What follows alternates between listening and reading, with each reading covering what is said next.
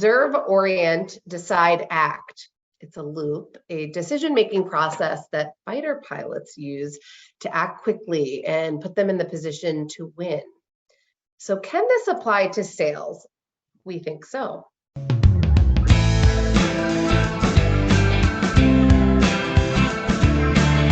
Hi, everybody. It's Pete Oliver. Welcome to the Emerge on Purpose podcast. This podcast is for sales reps and managers who want to become better leaders. Each show, we'll talk about a different leadership principle that will help sales reps and managers emerge on purpose.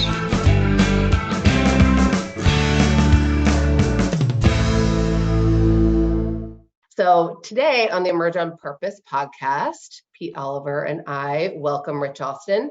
And we're going to jump into the OODA loop, something I don't know too much about, but these gentlemen have some experiences they want to share and are going to dive into the topic and how we might be able to apply it to selling scenarios, especially when it comes to decision making and more complex sales. So Pete, I might ask you, because you kind of nominated this topic, to set the stage for this, if you would. Yeah, absolutely. I think in life, period, one of the things that we all want to get good at is making decisions. And it's not necessarily an easy thing to do. There's a lot that goes into it. There's what happens before the decision gets made. There's the consequences of what happens after the decision gets made. So it's always, and you think about it in terms of sales, obviously we're trying to enable our clients' ability to make decisions. But it's not always all about the yes/no decision at the end of the sales process. There's things that we're doing and they're doing along the way. And it's a series of these little tiny things that occur, these little tiny micro decisions, if you will, that end up adding up to winning or losing the battle, right? So I've always thought, how do I become better at decision making? How do I become better at enabling our clients' ability to make decisions? And really, that's what we do for a living, if you want to boil it down there. So I thought we'd spend a little bit of time talking about the OODA loop, because it's actually kind of cool to figure out, like, how do we leverage that proven decision-making process in selling, right? And in leadership. So Rich, I want to bring you in on this here. So since it is a military-driven concept, if you don't mind, there's this one little minuscule decision that was made in the context of the Civil War, okay? And it happened at Gettysburg. It's this gentleman by the name of Buford. Can you give us the Cliff Notes version of what happened at the Battle of Gettysburg, before the Battle of Gettysburg with Buford? Yeah, so quick overview of this. John Buford was in charge of roughly 3,000 cavalrymen, what is that? Those are horse soldiers. So their job primarily is to run around and scout the enemy's position and then filter that information back to the main body of the army so that they can decide where they want to place their troops, or if they should attack or if they should defend. So they're scouts, they're glorified scouts. Now they do carry firearms on occasion, but those firearms aren't necessarily let's say the best for inflicting damage should there be a fight. So at the Battle of Gettysburg, Buford is well out ahead of the main body of the American Union Army. And he's just outside the city of Gettysburg. He's around some heights. And back then, 165 years ago, high ground or mountains or hills, and possessing those are important because you can see, you've got perspective. You understand where the enemy's coming from, how many there are. You see them before they see you, and it's a good defensive position. It's much easier to defend a high ground position than it is to try to run up a hill where people might be firing at you. So he understands all of these things, yet his job is to scout and to filter that information back to the main body of the army. And based upon what he's seeing, he realizes that if they don't do something as they see the Confederate army approaching and descending on the city of Gettysburg, if they don't do something to slow down the approach, they're going to give up the high ground. The Confederates will then take possession of those hills. It will make it very difficult for the American or Union army to dislodge them. So he makes a decision after observing all of this. Hey, look, I need to dismount my cavalry. I need to get our horses back to the side. I need to place us in a line, and I need to attempt to slow down the folks that are coming our way, the enemy Okay, that's. so let me slow you down a little bit. So Yep. he's observing where the Confederate troops are versus where the Union troops are, That's right? it. And then he's trying to basically make that observation and orientate what's going to happen if they don't hold the high ground, knowing that the troops are gonna converge. It's gonna happen. That's it. Okay, so he's there, he's looking around, he's like, okay, they're here, we're there. I'm on the high ground as I stand right now. My troops are far further away than the Confederate troops are. Okay, that's his orientation process, right? Okay, so what's the decision? What did he decide? The decision is, do I take my 3,000 men and run back to the main body of the army and report this as I'm supposed to do according to my orders, or do I decide to dismount and fight to attempt to slow them down so that I can buy enough time for elements of the main body of the army to then catch up and we can entrench in the high ground? So that's the decision he has to make. Okay, love it. And by the way, shout out to Jocko. We learned this at Gettysburg on this hill with Jocko and his team so that we could try to become better leaders ourselves, right? So we saw firsthand what happened here, and then it inspired me and inspired our organization to figure out, okay, well, how can we leverage the OODA loop to be better decision makers in our own lives, right? So shout out to Jocko on that, because it was an amazing couple of days. So, okay, cool. So then we got the O, the O, the D. So did they actually do that, or did they wimp out? Did they act? Did they say they were going to do it, or did they actually do it? Like, what happened? So by the book, the decision and really the action should have been ride back to the main body of the army and report this. That's not what they did. The decision was, we're going to stay here and we're going to fight.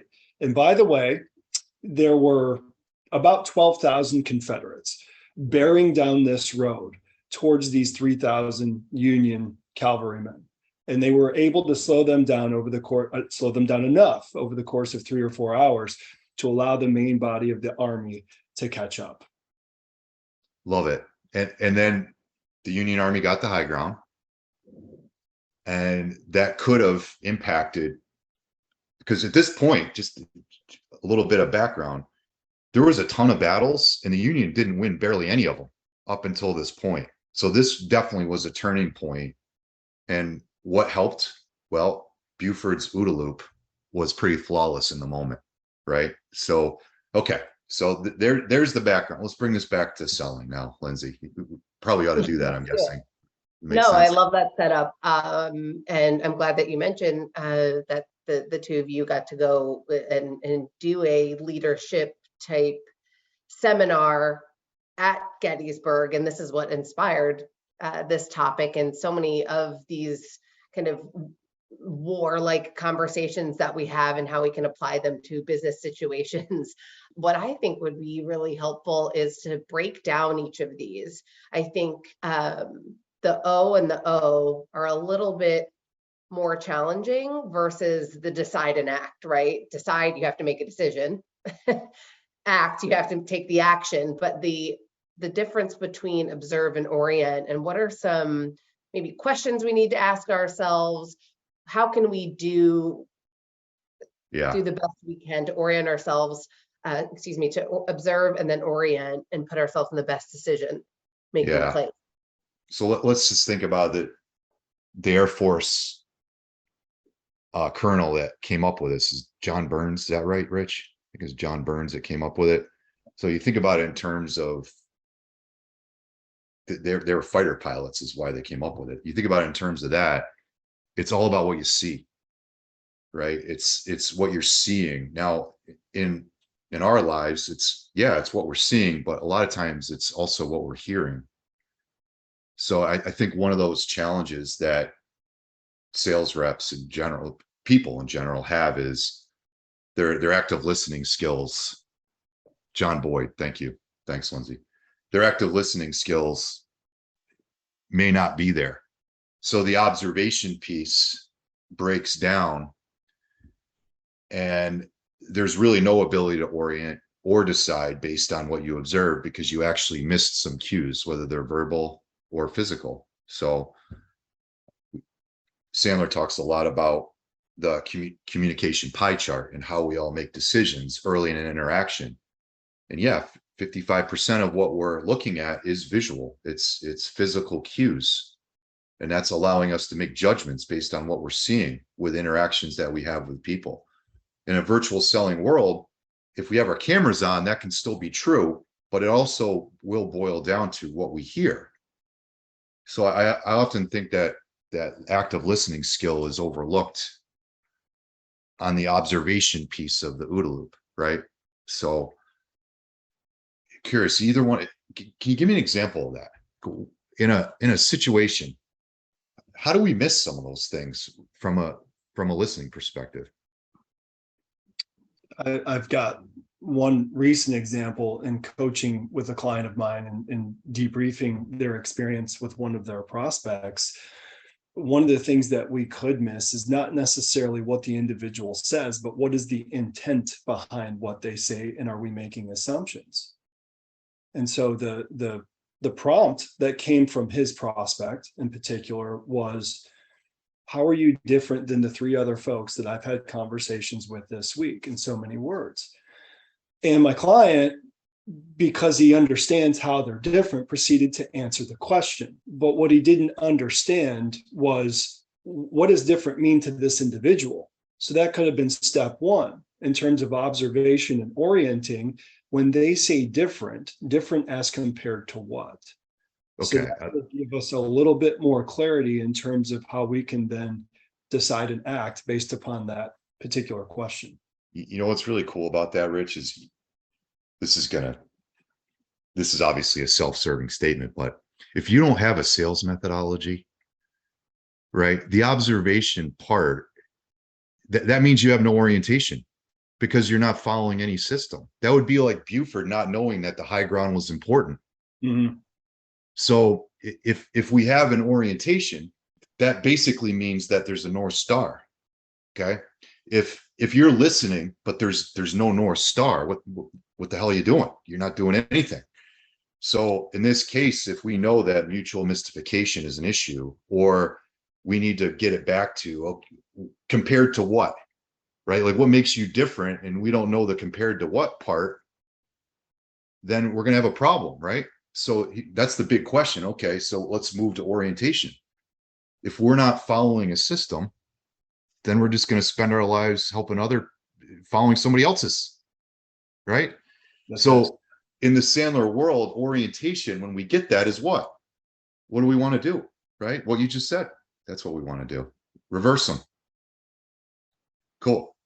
Because let's go to orientate. I think we just kind of hit it a little bit, but when we're getting an orientation, it has to be compared to what our process is, what our best practice is, what our North Star is, right? So without that, there is no orientation, because you're just floating around in the ether with no direction. Yeah, I would agree. Just to piggyback on the observe part too, and how that relates to orientation, whether it's in sales or in leading or management, right? It's so often that we don't apply the 70-30 rule, right? Listening 70% of the time, talking only 30% of the time. With our leadership style, we end up, rather than, biting our tongue and listening to our reps when we're debriefing a call or we're doing a coaching session, we jump in, we're the superhero, we go in and immediately want to fix and tell them what to do, instead of observing, instead of listening and really trying to get to the root of the issue and just reversing back to another question. So it applies there as well. It's just all too often that we want to be able to go in and provide the answer, as well as if you, as a sales leader, don't have a methodology to coach them to, or say, okay, well, where would you tweak it within, this part of the process, or when you were, trying to set expectations, maybe you missed on this. But if you don't have any type of system to follow, how can you make observations accordingly? And then go into the orientation part. It's like, just to me, it's like being able to pivot, right? And when you face unpredictable outcomes, which is obviously something that happens in fighter situations and in sales most of the time. Yeah. So you think about what an organization, how do they help their teams have an orientation, right? Is the vision clear? Is the mission clear? Are the operating principles clear? Are the rules of engagement clear? Okay, if all of that is known, you will have an orientation. Okay, you're observing something and you're applying it back to where we are and where we want to be.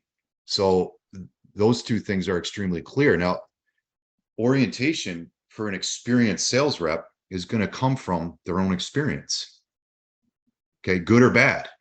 So they actually may have an orientation that's going to lead them down the wrong path because that's what they're used to, or that's what they've done in the past. So it's not always a good thing. But if we as leaders can create the vision, the mission, the rules of engagement, then that's going to allow the decisions to happen within a context that makes sense, right? So you can kind of see how the O and the O can lead to a really positive decision. Okay, but if either one of those two things is missing, we don't have our eyes open, we're not listening appropriately, or we don't have those guiding principles, then the D is it's going to be a problem. You just know it's going to be a problem. So let's go to the D for a minute here. So it kind of makes it obvious that the D should become easier if the O and the O are working. Okay, so why do we still mess the D up? The decision, even if we have the observation and the orientation. Like, you've both seen Top Gun. Since we're talking about fighter pilots, let's go there for a minute. You know that scene early in the movie in Top Gun Maverick when Rooster was flying and he kind of freaked out a little bit? Remember that? Yeah. Guys, what happened there? He was a little off. In He was a little, I don't know. yeah, and then he kind of froze, right? He kind of froze. He knew what to do. He was trained to do the right thing, but somewhere between the O and the D, he froze. Right. And one of those Sandler rules is a decision not to make a decision is a decision. And he got himself into a lot of problems because he just could not decide in that moment, right? So what is that? Is it a comfort zone issue? Is it a mindset issue? Is it a skill set issue? That's really what we as sales leaders need to figure out. Like, even if our teams know what they should, or better yet, want to do, what's stopping them from doing that, right? And that's either decide or don't decide, or revert back to a comfort zone, or all those things that end up coming into play with the decision-making step. Yeah, right? with decision, it comes down to you've got options based upon what you've observed and how you're going to orient or adapt to what you've just observed. Now it's time to make a decision. And the key here is to make the decision that most aligns with your mission. And where we see ourselves getting into trouble with this, especially in sales, is if I've decided at some point that my mission is to close the deal, then I'm going to act in accordance with that. And I'm going to miss some things and observe and orient. If my mission is to determine a good fit or not, that's going to change up how I make decisions based upon what my prospect is giving to me. In a leadership capacity, if my mission when I'm coaching with my reps is to solve problems with them, for them, that's going to be a different outcome as opposed to a mission stated that I'm going to put my rep in a position to solve their own problem. So does it align with our mission? And it goes back to what Lindsay said and what you said. We have to be clear on what that mission is. Is it to close the deal, or is it to determine fit? Is it to solve somebody's problem quickly, or is it to help them solve their own problems? And yeah, to go back just on the scenario in Top Gun, I mean, he was under pressure. He had to make a decision. And that's what this whole thing is about, like being able to stay flexible and make decisions quickly. So we think the pressure that we all feel as salespeople, people at the end of the month, or quota, whatever it is. And we may act too quickly and we may skip steps. We want to close this deal. We need the deal to close by a certain date. People are counting on us, whatever, I've got to hit my number. So then you end up just fast forwarding through things or skipping steps. So it's like the decide part to me is just being able to stay flexible, and check yourself, check your process. Like, have you hit all of your, 5 levers or whatever they call it within, with flying your 5 dials and doing your due diligence, but also knowing you can't make the same decision every single time too. Like, oh, I've been here before, this is the exact same decision, because we get in ourselves in trouble in selling scenarios that way as well. Like, oh, I've seen this before, I can fix this. And then you don't get, you mess up the orient and observe piece too. So yeah, it's interesting how this all kind of plays together, and the pressure adds a whole different layer to it all. It does, but what's really hard for us as adults when we're learning is to take theory, something we learn in a classroom, and then turn it into application. So, but the more we practice, the easier it becomes. Like, there's a reason why the best golfers in the world still have a coach, and they still go to the driving range and they still practice, because when the pressure's on, they want to be able to execute like it's muscle memory. So, our clients that crush it at this, it's not like it happened easily. It's because they're practicing, they're pre-call planning, they're going through their steps. They've decided what their plan and process is going to be. So the orientation process is easier. But then you get to the A, right? That's I don't know, do it or don't do it. It's the action step. And what do we see there? Well, you can get ready to get ready. You can decide to do something, but delay the actual action, and then time will kill the deal. So that action part is huge. That's the behavior part of the success triangle, right? It's, are we going to have a goal? Are we going to have a plan? And are we going to act? And that action part happens a lot easier if we've decided that it needs to, right? So that, to me, that's, bring it back to DISC for a minute. Like, think about some of the issues we have based on how we make decisions. I tend to make fairly fast ones with maybe a little less orientation than, like, Lindsay, you and I were just talking yesterday about, which partner should we gravitate to? And I stopped myself from making a really quick decision, but we got to go back and do a little bit of research to make sure that the orientation is correct. Right. Whereas other people might have analysis paralysis, spend so much time in the observe and orientate that the decision gets delayed, and time will kill the deal, just like it would have if Buford kept riding around seeing what's up. Oh, let me check and see what's over here. Maybe no, he made a decision like before it was too late. And I think that has to be part of the equation too. Yeah, and what a beautiful thing, like, as a leader, to empower your people's ability to make these types of decisions, right? I mean, I speak to so many young reps who, just young people, right? We haven't had to make a lot of decisions in our early 20s, mid 20s, and now it's just not, it is a muscle, to your point, where you have to continue to do the reps. So the more you do it, the easier it becomes, the faster you make those decisions. But giving your team the permission to, hey, make a decision at 70%.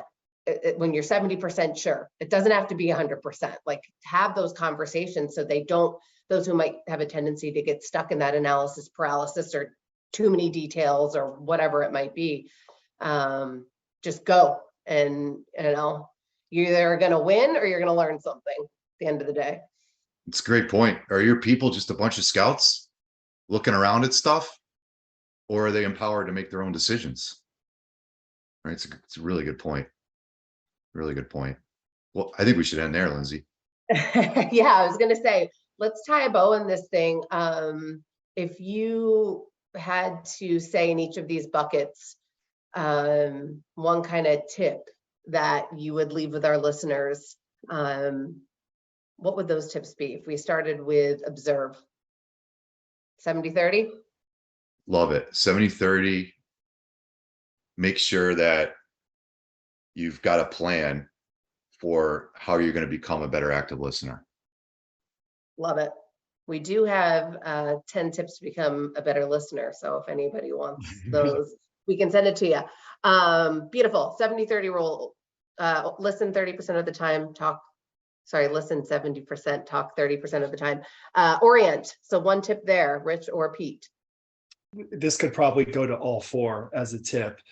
And Jocko and team said this multiple times. Detach. Detachment is a superpower. So detaching our emotions, detaching ourselves from our emotions, detaching ourselves from the outcome. That's going to be absolutely critical so that we can make a good, solid decision that's in alignment with our mission, because chances are there are going to be people or scenarios that come up and we get emotional or we get into the weeds. So it's important for us to be clinical about this process and look at it from a distance, as opposed to looking at it through a little peephole. Love it. Connect with reality and see the world as it really is. Decide, Peter. Decide based on the first two. If we're struggling with the observe or the orientate, that's my upstate New York coming out. Orientate. Is it orient or orientate? Orient. I'm not sure. Then the actual decision of itself means nothing if the reasons behind why you made the decision aren't clear in your own head, and then the action after the fact happens. So the decision is great, but what leads up to it and then what you do after, that's where all the magic's going to be. Let's go to the A. Act. Rich, you take this one. Act is implement all the time. Giddy up. Implement to completion. Implement it to completion and get it going. Once you've made that decision, that is everything that you need in order to prompt yourself to act. So act. Good. And you know what? Bring it back. Tom Brady, right? Why do you think he's the best quarterback of all time? It's because he does the OODA loop better than anybody. His release time is faster than anybody. His ability to orientate back to his system better than anybody. He can see the field better than anybody. But at the end of the day, what is he doing? He's throwing the football like very fast. So this can be a big picture situation that you're looking at as a team, because your mission, your vision, your goals, your operating principles, there may be some lack of clarity there. Or you can figure out, okay, well, how do I do what Tom Brady does in the context of a sales call? How do I make sure that in the moment I'm throwing the football, right? Well, probably want to do some practice. You probably want to look at some game tape, right? You might want to get a coach. So all of that can play into it in different ways. But think about the OODA loop when you're making decisions, folks. Love this. All right, gentlemen, appreciate you. Love this topic. Go out and make some decisions. As we've said before, the road is paved with a lot of flat squirrels who couldn't make a decision. So don't be one of those squirrels and go out and use the OODA loop to your advantage. With that, make it a great day and keep climbing, everybody. Do you ever find that your prospect's decision-making process is a mystery? Do you get stuck with people who claim they can make decisions, but really can't? Then you're left wondering what to do next? We at Sandler Sailfish excel at the how-tos in sales and sales management. Book a discovery meeting with us today. A discovery meeting is a simple exchange of information to determine fit. A discovery between two parties, nothing more. We've helped thousands of purpose-driven sales leaders and sales professionals just like you to shorten sales cycles, consistently meet sales forecasts, and take control of the sales process once and for all. Go to sailfish.sandler.com/book a call or scan the QR code on your screen. Until then, keep climbing.